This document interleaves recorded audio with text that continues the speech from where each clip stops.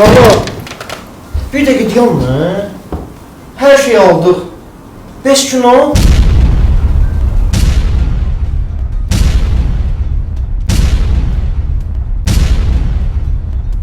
Doğrudur, arada telefonları yere qoyub birgə vaxt keçirmək lazımdır.